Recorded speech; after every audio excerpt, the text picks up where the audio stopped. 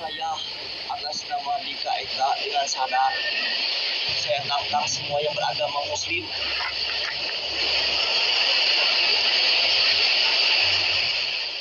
Halo pemirsa, selamat datang kembali di SPAB Channel, channel yang membahas seputar fenomena sosial, politik, agama dan budaya dalam kehidupan berbangsa dan bernegara.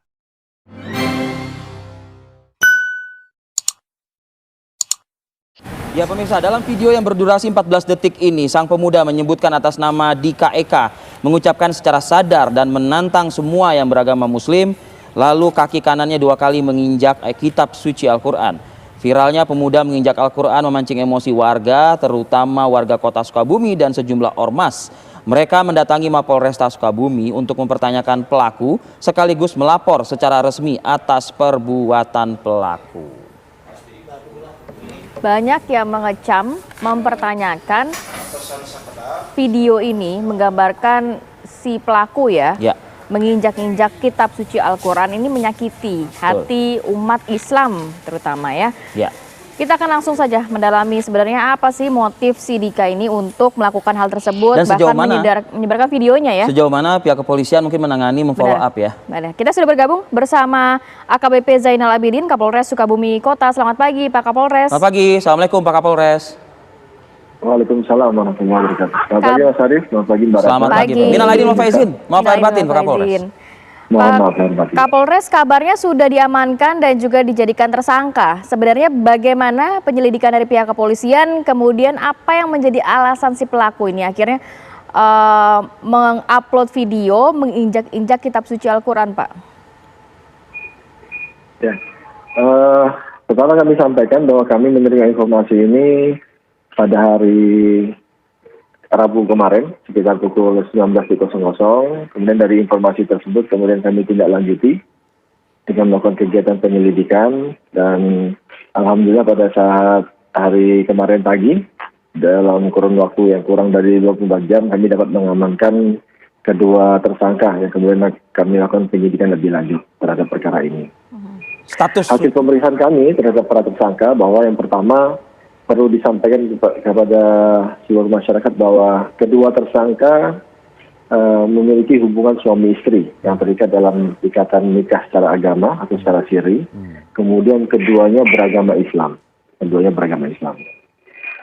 Hasil penyidikan kami dengan melakukan pemeriksaan terhadap para tersangka bahwa motif mereka untuk kemudian membuat video ini, kenapa saya sampaikan motif mereka, karena video ini dibuat oleh mereka berdua, di mana sang istri yang mengambil gambarnya dan sang suami sebagai pemeran utamanya dalam video tersebut.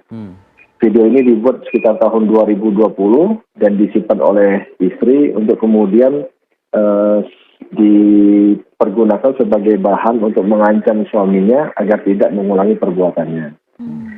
Perlu kami sampaikan bahwa hubungan pernikahan mereka ini kurang harmonis, sering terjadi cekcok, keributan antara mereka berdua, di mana sang suami sering meninggalkan istrinya dalam kurun waktu yang cukup lama tanpa ada kabar, sehingga kemudian pernah meninggalkan istrinya dalam kurun waktu 3 bulan. Awalnya permasalahan ini diselesaikan dengan mengambil sumpah suami di bawah Al-Quran. Namun demikian karena suami mengulangi perbuatannya lagi, maka kemudian sang istri memiliki ide untuk membuat video ini. Jadi video ini dibuat atas permintaan dari sang istri dan dituruti oleh sang suami sebagai wujud cintanya terhadap sang istri. Pak Kapolres, status hukum keduanya tersangka, Pak? Ya.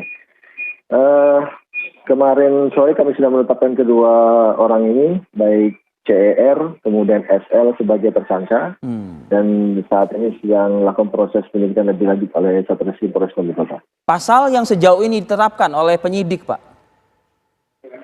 Pasal yang diterapkan yaitu pasal 28 ayat 2, junto pasal 45 ayat 2, Undang-Undang 19 2016 tentang perubahan Undang-Undang 11 tahun 2008 tentang ITE dengan ancaman maksimal 6 tahun penjara, serta pasal 156 KUHP tentang penodaan agama. Baik, adakah pengakuan dari para pelaku ini rasa bersalah sudah mengupload video tersebut dan melakukan hal tersebut, Pak Kapolres? Ya, Pengakuan rasa bersalah, penyesalan itu mereka sampaikan langsung pada saat konferensi pers kemarin, pada saat kami rilis. Kemudian dari hasil penyidikan kami, pendalaman terhadap para tersangka, dapat kemudian kami simpulkan bahwa pemahaman agama mereka sangat minim, sehingga kemudian mereka menganggap hal ini merupakan hal yang biasa. Sehingga kemudian kedepannya mungkin perlu dilakukan pembinaan terhadap kedua tersangka ini dalam hal pemahaman agamanya. Usia pelaku, tersangka ini berapa, Pak Kapolres? Usianya dari pihak suami 25 tahun, kemudian dari pihak istri 24 tahun. Hanya selisih 1 tahun saja. Jadi kalau bisa kita kita resumekan begitu, istri ini kesal kepada suami karena memang jarang pulang lah begitu ya. Meskipun sudah ada teguran sekali. Nah, ini adalah teguran kedua kali, tapi teguran kedua kali ini agak-agak aneh begitu mungkin ya, ancaman sanksinya, yakni dengan melakukan penodaan terhadap agama berarti ya Pak Kapolres. Ya betul, jadi sang istri berpikir kalau kemudian video, kita boleh anggaplah video penodaan agama yang ekstrim ini kemudian disimpan oleh sang istri di handphone istrinya, itu bisa memberikan tekanan tersendiri terhadap suami sebagai ancaman agar tidak mengulangi perbuatannya.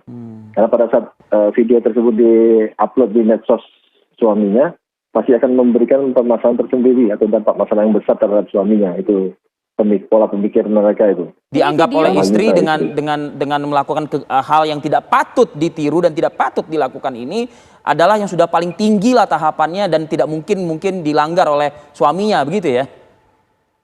Ya. Videonya ini hanya satu atau sebenarnya masih banyak hanya video? Hanya 13 detik ini atau utuh sebetulnya? Ada video lainnya, Pak? Dari hasil pemeriksaan terhadap para tersangka, videonya hanya satu ini yang tersimpan di handphone sang istri. Baik, mungkin himbauan terakhir dari Pak Kapolres ya, Pak? Hubungan mereka ini cukup unik ya. Hubungan mereka berdua cukup unik. Di mana suami tidak memiliki handphone. Jadi handphone itu hanya satu unit saja handphonenya dipegang oleh istri. Dan istri memiliki akses terhadap akun medsos suaminya, sehingga kemudian kapan saja bisa kemudian memiliki kesempatan mengupload video tersebut ke akun medsos suaminya. Pak, keseharian pelaku Pak, baik suami maupun istri Pak? Latar belakang pekerjaannya mungkin juga? Ya. Mereka tamatan SMA atau sederajat, kemudian kegiatan sehari-hari kerjanya serabutan. Tapi apa yang dilakukan pelaku sih Pak sampai kok istrinya mengancam dengan begitu ekstrim? Sampai lama nggak pulang juga. Lama nggak pulang juga. Kalau dari pemeriksaan kami terhadap sang suami, ya mereka lebih cenderung main saja, main ketemu temannya, ngumpul. Baik, terakhir Pak Kapolres mungkin himbauan untuk masyarakat Pak terkait hal ini. Ya, himbauan kepada masyarakat bahwa kami berharap dan kami minta kepada masyarakat untuk yang pertama tetap tenang, tidak terpancing dengan pemberitaan ataupun rumor yang beredar di luar sana. Serahkan permasalahan kepada kami pihak kepolisian, tersangka sudah kami amankan dan kami akan proses menurut hukum yang berlaku.